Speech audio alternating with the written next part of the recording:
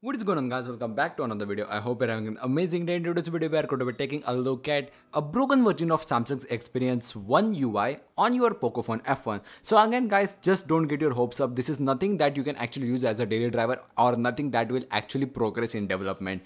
This is just for fun, and I really love that different developers are taking a different approach at it. Because if you don't already know, 1 UI can't be ported. Samsung stuff is just always extremely weird to port. They are very close source. So even in the past, there were no existing Samsung ports available, and with the treble the things are much easier now, but still it's not that good. So again, over here we are running a very older base of Galaxy S9. This is nothing new like the S10 Plus ports from the Irfan. This is from a very different developer, and then again this is running good for one of the first builds. Like this is a beta 3 I guess from the developer, but the only thing that is holding back devs from porting this thing as a GSI or even directly ports is camera and rail. Well, the camera can be actually fixed. Even I managed to kind of fix it on the Pocophone F1, but for Redmi Note 5 Pro, again, Gujram, one of the best developers for the Redmi Note 5 Pro, again, that is the guy who actually brings us almost like all of the ports for the Redmi Note 5, like from Asus Zenfone, then MI2, then again, one of the most famous ports like almost from all Oxygen OS devices. That's the guy who actually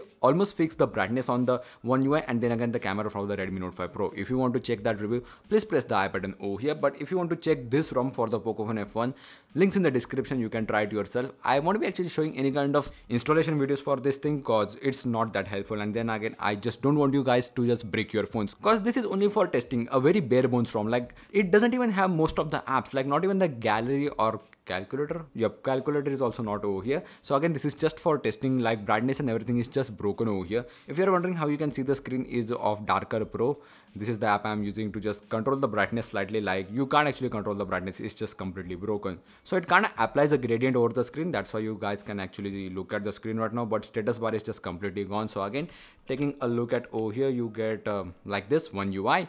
It expands to the bottom of the screen and you get very helpful toggles over there, but you just can't literally see anything. So again, just exploring through the ROM, yes, you can actually sign in into your Google account or Samsung account, but the Samsung services don't actually work. So for example, if you go to the Bixby home, you can't actually activate the Bixby services over here. As you can see, it says hi Dewang because I have signed into my Samsung account. But if I just go to themes, yep, the themes just completely work. As you can see, I can download these high contrast ones or download any one of them from the store, which is pretty good, but the engine is still kinda broken. Then again, just taking a look throughout the apps, again, pretty much the performance is on par, like literally feels a bit more faster than my Galaxy S10 Plus cause again, Snapdragon 845 is just phenomenal, and the Pocophone F1's hardware is just amazing. Then again, you have the browser, you have messages app, everything just opens on a tab.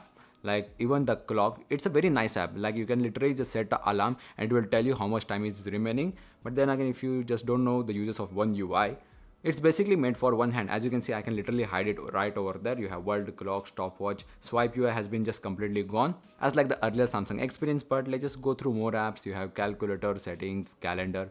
Again, calendar looks pretty good, as you can see, not bad at all. So again, this is ported from a Snapdragon Galaxy S9. So again, as you can see, you have T-Mobile services over here. So again, you have T-roaming service provider, which is of no use because SIM cards just don't work. Like even the best developers, Jay, had it working for almost a day by breaking Wi-Fi and camera, but still it only worked for the first boot. The Samsung's reel is just completely weird because Samsung changes modems from like country to country in order to save the cost. Otherwise, the Galaxy S10 would be also costing like 1 lakh in India.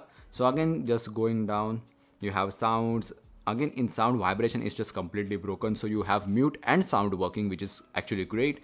You have notifications. In display, you have adaptive brightness, which I'm sure is broken because the brightness just stays on full. Then again, you have blue light filter, which does actually not work. Yeah, that's weird. It works on the Redmi Note 5 Pro, so hats off to Gujram for that. Then again, you have night mode. So again, you have a complete night mode over here, just like MIUI's dark mode. So everything just goes black, as you can see. Again, the speed of it, even the browser just turns black, which is pretty good optimization by Samsung. Again, if you go here, there you go. Here is your quick settings panel, completely black. So if you have an AMOLED phone, does really help. But the screen resolution does actually work over here. So again, 720p feels the best over here as per the performance and app opening times, but 1080p is the sharpest over here. And if you want to switch to Quad HD, yep, that even works. But as you can see, my Darker Pro app has just now completely broken, but the screen looks real sharp, like crispy text. But 1080p works great, also 720p just works great. If you go to the lock screen, you have a bunch of styles over here. Then if you just take a look at over here, again you have a bunch of clocks over here, which is pretty great in terms of customizations. MIUI 11 would be also getting this along with ambient display, at least for the AMOLED phones or the Redmi K20 series. We have to still check that. But then again, if you just go back, you have always on display, which again overworks. So again, you can just enable it and wait a second. Did I just break it? Yep, my phone's dead. So somehow I just can't get it working again back. So here is some footage when it was working. Then again, going back, you have advanced features. Over here you have smart pop-up view, which is expand the apps right over there if you receive a notification, which is again pretty great. Then you have smart capture, direct share, reduce animation, which just cuts down all the animation. So for example, as you can see, the phones now feel like extremely fast, which is pretty great if you have a bit of a fatigue, but I do really love my animations. Then again, you have motion and gestures. Well, there is no settings for multi-window at all over here, which Samsung is actually known for. So again, you have finger gestures, which are again completely not broken. So fingerprint scanner is actually getting detected, but the imprints of it isn't actually working great. So as you can see, if I tap, it actually simulates as a back button, which is a normal issue. So most likely fingerprint scanner would be fixed over here in future, but you have one-handed mode, palm swipe to capture, direct call, just your normal settings. Even the video enhancer, which surely doesn't work. Now I can't actually simulate it right over here because the screen is just weird, but we can directly go to the recent apps panel. This is how it looks. Just tap the app right over here and then you can open it in split screen as you normally do, or just pop it up, which is again pretty great. I hope Android 10 actually announces this, but most likely not. So again, as you can see, you can literally drag it right over here, just like you do in Windows. Then again, you have this thing where you can adjust the transparency of it, which is pretty great. Then you can minimize, maximize, or just completely discard it or adjust the size of it. Then again, going down, you have device care, which is like any other Chinese ROM. So again, even in MIUI, you have a security app just like that. You have battery consumption, storage, memory, and security. Security is deactivated because if you turn on Snox, the ROM will just not boot at all. But if you go to the battery, you have pretty good options. So again, you can just completely make the apps sleep or hibernate them in the background. So again, pretty helpful apps. It does really help in my Galaxy S10 Plus with that massive display. But then again, going back, general management and input, normal stuff. Now if you're wondering over here, why is everything just duplicate, like you have Wi-Fi? Again over here, 2 software updates, accessibility, Bluetooth and stuff just repeated. Well, it does happen when you mess up with the CSC. Yep. So it is a very easy fix, but then again, let's just go to the about phone section. If I can find it, yep, there you go.